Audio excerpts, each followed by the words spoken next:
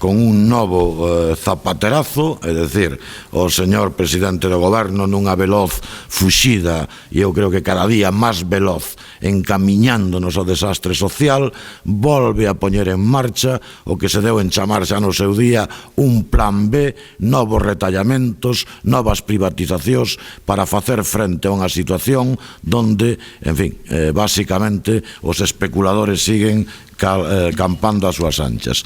Cando o goberno do señor Zapatero puxo as primeiras medidas de retallamento en riba da mesa, o Bloque Nacionalista Galego afirmou que non ían servir para calmar os mercados. Eso que se dan chamar mercados, en realidad para calmar a especulación.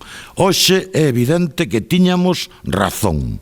As novas medidas que volve a poñer en riba da mesa, que non deixa de ser outra vez máis retallamentos, incluída a supresión da axuda aos parados que non teñen subsidio, as privatizacións, bueno, en fin, do que queda xa por privatizar, que francamente queda pouco, decimos, e o decimos outra vez, tampouco servirán para calmar esos mercados. Simplemente lle darán gusto ás súas apetencias. Estamos diante dunha política suicida e antisocial, non?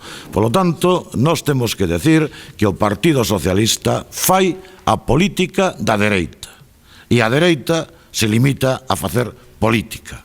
E por aí as cousas non se van a solucionar. É necesario un cambio profundo das directrices económicas que se están poñendo en riba da mesa.